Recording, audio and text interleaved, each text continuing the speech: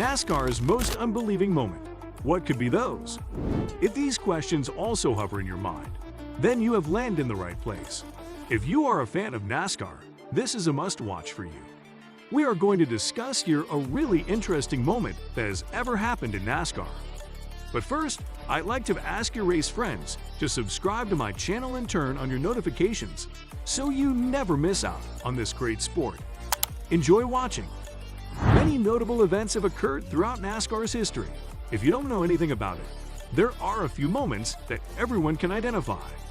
There are times of happiness and sorrow, and times of victory and tragedy. It is because of these factors that an ordinary incident, a blip in time, gets elevated to the status of historical significance and a lasting impression. I'll look back at 10 of the sport's most iconic moments, starting with the 1992 Hooters 500. Field as it comes down, the green flag waves and the Hooters 500 is underway. In the history of NASCAR, one of the most memorable races was held at Atlanta Motor Speedway on the last day of the 1992 season. As the penultimate race of Richard Petty's racing career, it was also Jeff Gordon's first race as a professional driver. The 1992 Hooters 500 was all about the race for the series title, not the race itself. This season's last race had the potential to crown a champion for Davey Allison, Bill Elliott, Kyle Petty, Harry Gant, and Mark Martin. At some point throughout the competition, the contenders for the crown started to fade. Even though Petty and Martin both had engine failures, Gant was never a force in the race because of an ill-handling racing vehicle. A car accident cut short Allison's day, despite his entering the competition as the leader in points. Throughout the second half of the race, the two battled it out at the head of the pack, exchanging the lead many times. Elliott came out on top in the end, finishing ahead of Kulwicki by a hair. Kulwicki, on the other hand, won the title by a meager 10 points, courtesy of the 5-point bonus he received for leading the most laps over Elliott. Before 2004, when NASCAR switched to its current championship structure, the 10-point gap was the narrowest in the series history. Was this history already known to you? Let me know in the comments. We'll move on soon. Next, the Tide Slide. The NASCAR All-Star Race does not count against a driver's overall standing. Bragging rights and a lot of money are at stake in this contest. The winner of the 1989 All-Star Race would take home $200,000 in prize money. Finally, it became clear how far certain drivers were ready to go to get their hands on the prize money. Rusty Wallace was just behind Darrell Waltrip in second place. Wallace ran into Waltrip's vehicle just as the two were about to raise the white flag and declare victory. Wallace sped away after Waltrip was sent spinning, and he went on to win. The supporters witnessed the two drivers seem to trade roles at that point. A new hero was born, while Wallace was thrust into the position of the bad guy. Did he do what I thought he did? Did Rusty Wallace just do what I think he just did? Rusty Wallace goes on and wins, takes home the big check. Come down. I hope he chokes on that $200,000 Waltrip remarked in his post-race interview, making it one of the most memorable quotes in NASCAR history. Do you think Wallace cheated here? Or did he outsmart Waltrip here? Let me know in the comments. Next, we have Craven wins a photo finish. When the Sprint Cup race was held at Darlington in 2003, it came down to milliseconds, the tiniest slivers of a percentage. Just 0.002 seconds separated Ricky Craven and Kurt Busch at the finish line. Finally, the last two circuits of the mile and three-quarter racing track were gripping. With 2 circuits to go, the two crossed the finish line side by side. They collided at the start of the first turn, causing Busch to scrape the side of the track. He was able to immediately pass Craven on the backstretch on his way back. Craven was once again on the back of Busch's vehicle as the pair seized the white flag. Through the third turn, they were in a tight battle. Craven got into Busch's head as he came out of turn 4. As they neared the starting-finish line, they reconnected and began a drag race. They continued to clash as they neared the finish line, with Craven winning for just the second time in his career and a final time as well.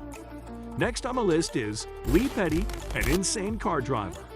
Wins Daytona 500 3 days later. One of the most spectacular races in American racing history. The 1959 Daytona 500 was also the inaugural. It took NASCAR officials 3 days to figure out which of the two vehicles that ended on the lead lap was the rail winner. Lee Petty was leading Johnny Beauchamp going into the last lap. Beauchamp and Petty had caught up as they raced toward the finish line, and both cars were closing up on a lapped vehicle swiftly. They crossed the finish line at the same time as the lapped vehicle on their outside. The next one is Richard Petty wins his 200th race. In 1984, on the 4th of July, Richard Petty won his 200th race. He overcame Cal Yarborough in a dramatic finale to win the Firecracker 400 at Daytona International Speedway. Petty and Yarborough fought back to the finish line when a caution flag appeared on lap 158 of 160 circuits. Ahead of them was a waving checkered flag as the two drivers raced side by side. It was Petty's final race, and he was able to cross the finish line barely ahead of Yarborough to claim the victory. President Ronald Reagan's presence at the King's 200th victory made it even more memorable. Reagan would join Petty on victory lane to mark the occasion. Do you also find the video so interesting so far? You will help me if you subscribe to my channel and turn on your notifications so you never miss a thing from NASCAR. We're moving on soon. Next, we have is Passing the Grass. In 1987, the Winston, now called the Sprint All-Star Race, became the first race to be divided into sections. A 10-lap shootout was to conclude the race. Dale Earnhardt and Bill Elliott were the last two drivers left in the race. Earnhardt led Elliott out of turn 4 with 7 laps to go. Earnhardt stepped in to block Elliott as he dropped low to make the pass. It was so low that Earnhardt ended up driving onto the infield grass. He was able to get back on track and maintain the lead at the same time. The pass in the grass was the term given to Earnhardt's action, even though he never truly made a pass on anybody. Earnhardt and Elliott got at it again on the next lap after their thrilling infield run. In response to Elliott's attempt to make a high side pass, Earnhardt went for the block once again. Next, Pearson and Petty tangle in the 1976 Daytona 500. Racing enthusiasts from that period were well versed in what they observed after the 1976 Daytona 500. Richard Petty and David Pearson were once again involved in a bloody power struggle. Pearson was patient in the final circuits of the race, allowing Petty to take the lead.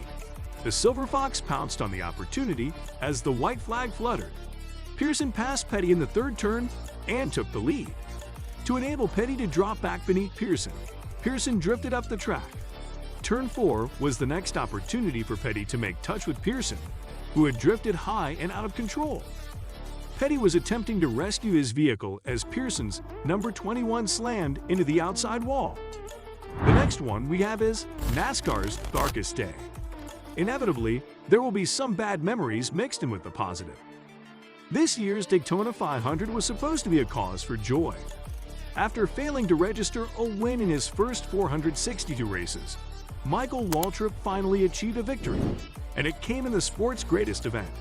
But Waltrip's success was, and will always be, overshadowed by the death of Dale Earnhardt on the last lap. As the race sped towards the finish line, Waltrip and teammate Dale Earnhardt Jr. took the lead positions, with owner Earnhardt coming in third. Earnhardt and Sterling Marlin collided in turn 4 of the race.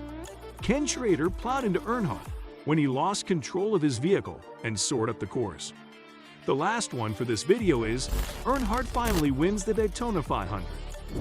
Dale Earnhardt ultimately won the Daytona 500 in 1998 after a series of near misses in prior efforts. By the norms of a race with a restrictor plate, it was a pretty clean one. It had just 3 warnings, none of which were serious. After a 3-car duel involving Earnhardt, Bobby Labonte, and Jeremy Mayfield, the race was over. 2 laps from the end of the race, Earnhardt brought out the yellow flag as he led the field of 3. This race was held before NASCAR adopted its current green-white checker finish, which meant it would conclude in caution and Earnhardt would win. That's all for this video. I hope you guys liked it. If yes, give it a thumbs up and share with your friends. Also, tell us in the comment box what you guys think about this video. If you want to watch more videos like this, then subscribe to our channel and hit the bell icon. Thanks for watching.